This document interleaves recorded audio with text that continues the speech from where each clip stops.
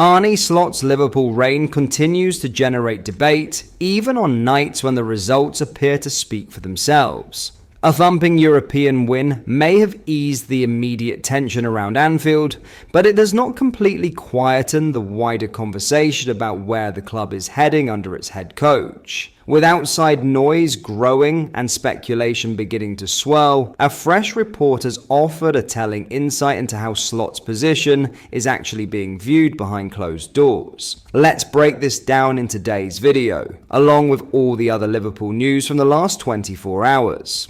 There is so much to discuss in today's video, so be sure to like the video and subscribe to the channel for daily Liverpool content. Arne Slot may have delivered one of the most emphatic results of his Liverpool tenure with a 6-0 demolition of Qarabağ at Anfield, but it has not entirely silenced the wider noise around his position.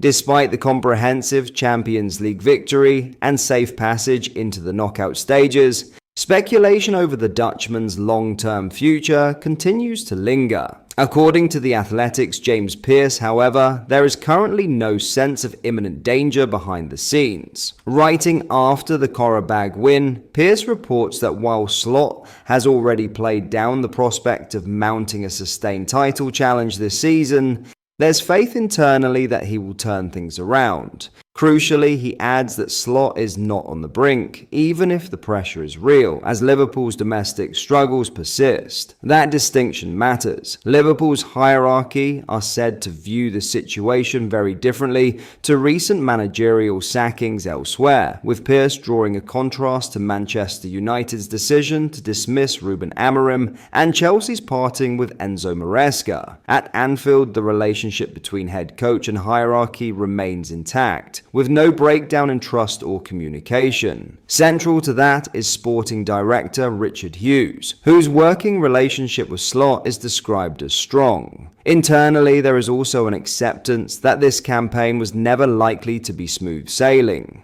The sense within the club is that this was always likely to be a transitional campaign, shaped by structural change, tactical evolution, and an increasingly punishing injury list. Liverpool have also shown no signs of regret over last summer's heavy investment, having committed £446.2 million to reshape the squad. Despite inconsistent league form, there is reportedly no buyer's remorse at boardroom level, with injuries and adaptation periods viewed as genuine mitigating factors rather than failures of planning or coaching. That said, the patience is not without limits. Fenway Sports Group's stance reflects the current picture, and the responsibility remains firmly on Slot to arrest Liverpool's winless league run and restore momentum domestically. The upcoming schedule offers a clear opportunity to do just that.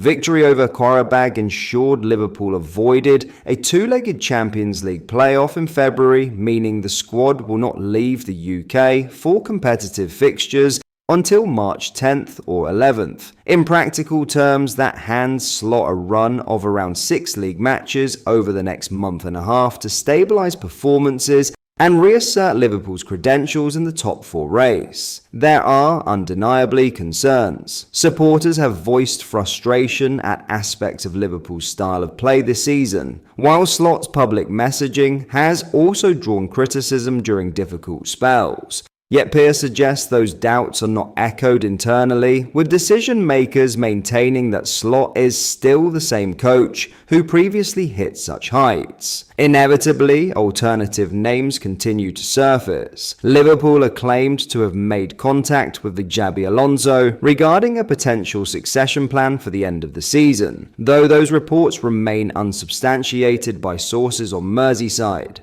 What is clearer is the club's timeline. Speaking on Sky Sports The Transfer Show, The Athletic's David Ornstein has reiterated that any definitive call on Slot's future would be made in the summer, not mid-season. That timing is significant. By then, Slot will be entering the final year of his contract, which runs until June 2027, alongside many members of his coaching staff and key executives including Hughes and Michael Edwards. It represents a natural review point for FSG, particularly if Liverpool's domestic form fails to improve or if their Champions League campaign falters after an encouraging league phase. For now though, the message from inside Anfield is one of cautious backing rather than crisis. The scrutiny is intensifying, but Arne Slot is not yet fighting for his job. He is fighting to justify the faith that still exists. In other news, Rennes centre-back Jeremy Jacquet has emerged as a serious name on Liverpool's internal shortlist,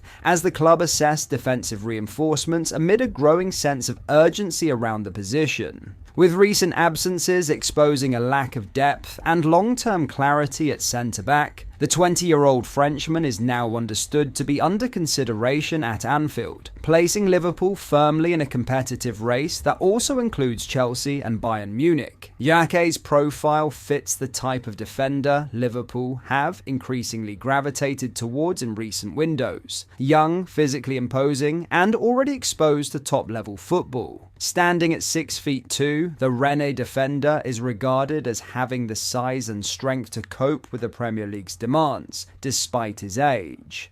Rennes are believed to value him in the region of £50 to £60 million, a fee that would represent a club record sale and underlines how highly he is rated in League One circles. Interest in Jacquet has been building steadily. Earlier this week, Fabrizio Romano reported that Liverpool are in the race for the defender, alongside Chelsea and Bayern Munich. That followed comments from the Mail's Lewis Steele suggesting Liverpool were monitoring the situation from a distance, while Paul Joyce of The Times has since described Jacquet as being actively under consideration. Collectively, those reports point to a player who is very much on Liverpool's radar, rather than a speculative link. The need for defensive reinforcements is difficult to ignore. Ibrahima Konaté's contract situation remains unresolved, Joe Gomez continues to battle fitness issues, and Giovanni Leone's long-term absence has further thinned the options available.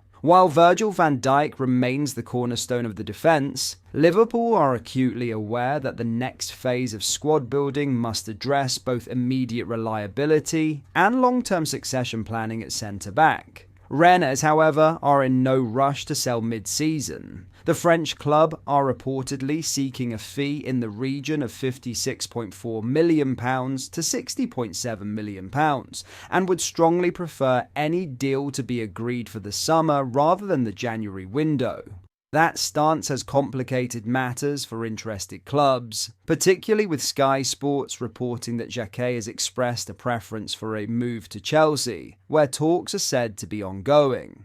Romano has since added that both Chelsea and Liverpool would ideally like to conclude a deal sooner rather than later, but Rennes remain firm in their position. From Liverpool's perspective, Jacquet would represent a different level of acquisition to their recent defensive recruitment. The club have invested heavily in youth at academy level, bringing in the likes of 17-year-old Ifeanyi Ndukwe, Mortala Ndiaye, 18, and Noah Adekoya, 19. Jacquet, by contrast, would be viewed as an immediate first-team option rather than a long-term project, despite still being in the developmental stage of his career. The Frenchman already has 54 top-flight appearances to his name and is well regarded for his defensive positioning, composure, and aerial ability. All attributes that align closely with Liverpool's requirements. A right-footed centre-back, he is most comfortable operating on the right side of a central pairing, but has also featured across a back three during his time at Rennes, highlighting a degree of tactical flexibility. While his physical traits suggest he could adapt well to English football, Liverpool would be conscious that refinement and consistency are still part of his learning curve. Since Konaté's arrival in 2021, Liverpool have made only one significant first-team investment at centre-back in Leone, leaving a pivotal summer looming as the club looks to future-proof the position. Chelsea may currently be viewed as front-runners for Jacquet's signature, but Liverpool face a clear decision. If their interest is genuine, standing back risks allowing another high-upside defender to strengthen a direct Premier League rival, something the club can ill afford as they plan the next evolution of their squad. But that is all for today's video. Thank you for watching. I hope you enjoyed. If you did, please drop a like on the video and subscribe to the channel for daily Liverpool content. We post all the latest Liverpool news every day, so join our fast growing community so you never miss out. Thank you. I'll see you in the next video.